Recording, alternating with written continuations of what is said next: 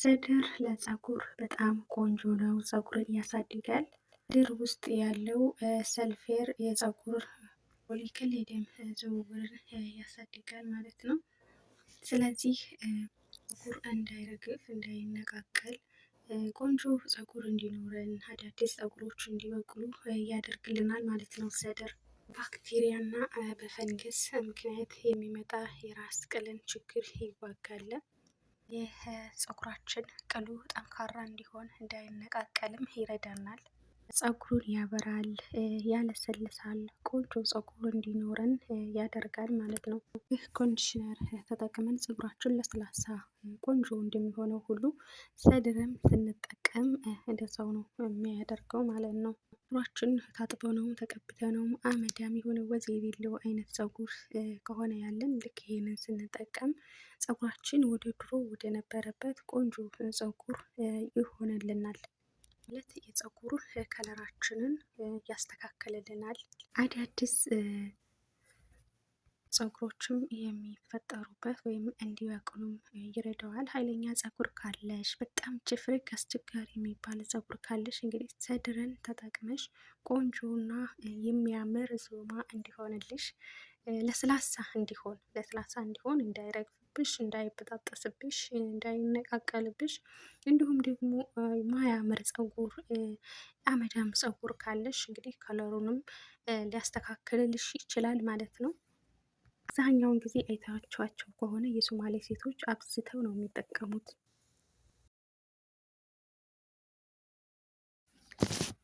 ሰላም ጤና ይስጥልኝ። ውድና የተከበራችሁ የኢግሩ ቤተሰቦች እንዴት ናችሁ? እንደምን ናችሁልኝ? ሰላም ናችሁ ወይ? በያላችሁበት ሰላማችሁ ዝት ይበልልኝ። ዛሬ ደግሞ እንግዲህ በአዲስ ቪዲዮ ተመልሼ መጥቻለሁ ማለት ነው። ውድ የሀገሬ ልጆች ለቤቱ አዲስ የሆናችሁ በቅንነት ቤተሰብ ሆኖ ተቀላቀሉ ማለት ነው። ሰብስክራይብ ማድረጋችሁን እንዳትረሱ። ዛሬ ደግሞ እንግዲህ በአዲስ ቪዲዮ ተመልሼ መጥቻለሁ። በጣም ቆይቻለሁኝ እንደዚህ የፀጉርም ሆነ የፊትም ትሪትመንቶችን መስራት ካቆም ቆይቻለሁ። ዛሬ እንግዲህ በአዲስ ተመልሼ መጥቻለሁኝ። እንደምታዩት እንግዲህ እዚህ ጋራ ሰደር አዘጋጅቻለሁ፣ እያዘጋጀሁኝ ነው። ሰድር በነገራችን ላይ በጣም ቆንጆና በጣም አሪፍ የሶማሌ ሴቶች አይታችሁ ከሆነ በጣም አብዝተው ይጠቀሙታል። ማንኛውም የሶማሌ ሴት ይሄንን ሳትጠቀም አትቀርም ማለት ነው። ፀጉራቸውን ብቻም አይደለም ሰውነታቸውን ራሱ ይጠቀሙታል ማለት ነው። በጣም በብዛት ይጠቀሙታል እነሱም እና ዛሬ እንግዲህ እኔ ይዤ የመጣሁት ለፀጉሬ ነው ማለት ነው። ለ8 ወር ለ9 ወር ያክል ፊቴን ነበር ስጠቀም የነበረው። እዚህ ጋር በማንኪያ የያዝኩት ሰደር እና ሂናን ለማትለዩ ሰዎች በማንኪያ የያዝኩት ሂና ነው። ሳህኑ ላይ ደግሞ ያለው ሰደር ነው። ብዙ ጊዜ ኮሜንት ላይ ምን አይነት ነው ሰደር ምን አይነት ነው የሚሉ ብዙ ኮሜንቶችን አይቼ ስለነበረ የሆነ ቦታ ላይ እንግዲህ እኔም ደግሞ እንድትለዩ እንዳስታውቃችሁ ምን ያክል ልዩነት እንዳለው እንዲለየላችሁ እንዲበይንላችሁ እንግዲህ ያው እዚህ ጋር በማንኪያ እያሳየኋችሁ ነበረ ማለት ነው። ውድ ሀገሬ ልጆች ላይክ ማድረጋችሁን እንዳትረሱ። ለቤቱም ደግሞ አዲስ የሆናችሁ ቤተሰብ ሆኑ ተቀላቀሉ ማለት ነው። እንግዲህ እዚህ ጋር ለማቦካበት አንድ ሳህና አዘጋጅቻለሁኝ። የምትፈልጉትን ያክል ሰደር ማድረግ ትችላላችሁ። እኔ ግን ከ2 ማንኪያ እና ከ3 ማንኪያ በላይ አልፈልግም ማለት ነው። ምክንያቱም ፀጉሬ ያን ያክል ብዙ የሚባል አይደለም፣ ስስ የሚባል ፀጉር ነው የኔ ማለት ከሆኑ በቃ እንደዚህ በጣም ብዙ ፀጉር ስታዩ የኔ ፀጉር ትንሽ ነው ወይም ደግሞ የኔ ፀጉር ብዙ አይደለም ትላላችሁ እና የኔም ፀጉር ደግሞ እንደዛ ነው ማለት ነው። ብዙ የሚባል ፀጉር አይደለም፣ ቀለል ያለ መካከለኛ ፀጉር ነው። 3 ማንኪያ አዘጋጅቻለሁ። በዛ ላይ ደግሞ ስታወቁት ይበዛል፣ ይበረክታል። በዛ ላይ ደግሞ በወፍራሙ ሳይሆን ስታወቁ ማድረግ ያለባችሁ ቀጠን ማለት አለበት። ልክ እንደ ኮንዲሽነር ያክል መቅጠን አለበት ማለት ነው። በወፍራሙ ከሆነ ለፀጉራችሁንም በደንብ አይገባውም ማለት ነው። ሰው ቀጠን ማለት አለበት። እዚህ ጋር እንደምታዩ እኔ ያው በውሃ እያቦካሁኝ ነው። እናንተም እንግዲህ እንደዚህ እያደረጋችሁ ማብቃት ትችላላችሁ። ፀጉራችሁ እንዳይበጣጠስ፣ እንዳይነቃቀል፣ እንዳይረግፍ ቆንጆ ፀጉር እንዲኖረን ጥሩ የሚያምር የሚያንጸባርቅ ፀጉር እንዲኖረን ይረዳናል።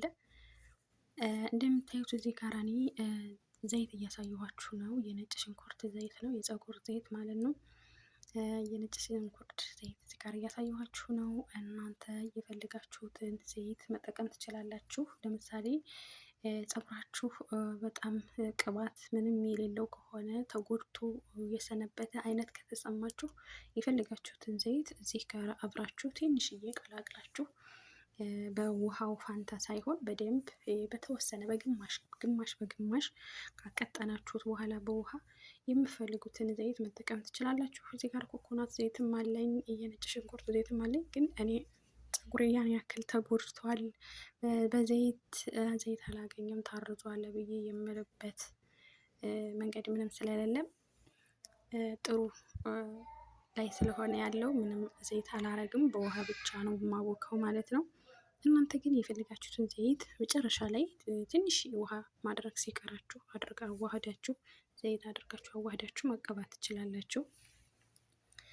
እና እንግዲህ ይህ እንደዛ አድርጋችሁ 1 ሰዓት ወይም ደግሞ 30 ደቂቃ ራሳችሁ ላይ ካቆያችሁት ከዛ በላይ አስፈላጊ አይሆንም ማለት ነው። አስፈላጊ አይደለም።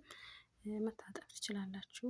ቆንጆ ፀጉር እንዲኖራችሁ፣ የተበጣጠሰ ፀጉር ካለ እሱንም ደግሞ እንዳዲግ ይረዳዋል ማለት ነው።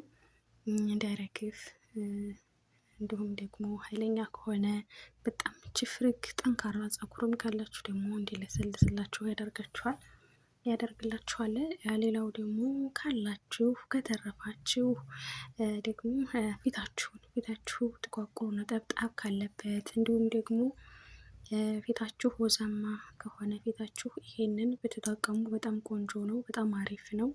ለ1 ዓመት ሳይሆን ለ8 ወር እና ለ9 ወር ያክል ፊቴን እየተጠቀምኩ ነበር። በጣም የኔ ፊት በነገራችን ላይ በጣም ወዛማ ነው። ይሄንን እየተጠቀምኩ ነበረ። በተወሰነ መልኩ ቢያንስ ወዛማነቱን እና ጥቋቁር ነጠብጣቦችን ያስወግዶልኛልም ማለት ነው። ካላችሁ ደግሞ ፈታ ዘና እያላችሁም ደግሞ ሻወርን ብትወስድበት ሰውነታችሁን ማሳጅ አድርጋችሁ በደንብ አድርጋችሁ ብትታጠቡበትም በጣም አሪፍ ነው፣ በጣም ቆንጆ ነው። አይታችሁ ከሆነ የሶማሌ ሴቶች በጣም ነው አብዝተው ነው የሚጠቀሙት። ማንኛውም የሶማሌ ሴት ይሄ ከቤቷ አይጠፋም ማለት ነው። በቃ ሻወር ሲገቡ ይሄንን አቡክተው አዘጋጅተው ይዘው ይገባሉ። በዚህ ታጥበው ይወጣሉ ማለት ነው። እና በጣም ቆንጆ ነው ልላችሁ ፈልጌ ነው። ውድ ሀገሬ ልጆች እንግዲህ ዛሬ በቪዲዮ ነው የመጣሁት ማለት ነው። እንደዛ አድርጋችሁ አውቅታችሁ ያው ፀጉራችሁን መጠቀም ለፊታችሁን መጠቀም ትችላላችሁ።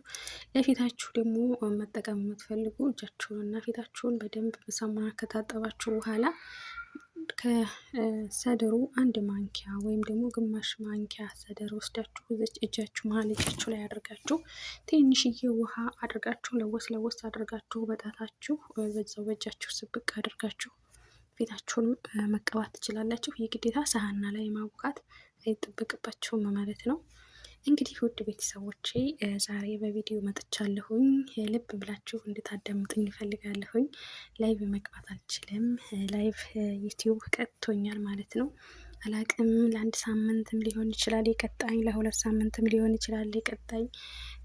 ግን ቻናል ብዙ ጊዜ የሚያስተካክልልኝ የልጅ አማካሪው አይታወቅም። ለ1 ሳምንትም ለ2 ሳምንትም ቀጥቶሽ ሊለቅልሽ ይችላል። እስከ ጨራሹንም ደግሞ ላይለቀውም ይችላል፣ ዘግቶትም ሊቀር ይችላል ብሎኛል። እኔ አላቅም፣ አላሁ አለም፣ አላህ ነው የሚያውቀው እና እሱ ራሱ ይለቀዋል አይለቀውም የሚለውን።